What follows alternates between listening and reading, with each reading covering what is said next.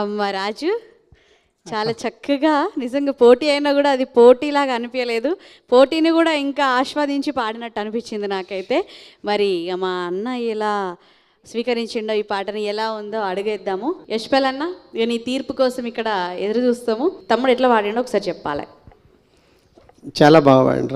రాజు పాడటానికి ఏం లేదు, ఎందుకంటే ఆయన మంచి సింగర్గా ఆల్రెడీ ప్రూఫ్. ఎందుకంటే ప్రొఫెషనల్ సింగర్గా ప్రూఫ్, బయట కూడా మంచిగా పాడతాడు రాజు. గొంతు కూడా చాలా మాధుర్యంగా ఉంటుంది. ఈ పాట కూడా మంచి పాట. Thank you sir. చాలా మెలోడీ పాట ఇది, చాలా అందమైన పాట కూడా. మాట్లాడే భాష కన్నా వినే భాష ఎక్కువ, అంత లాలిత్యంగా ఉన్నటువంటి పాట పాడండి.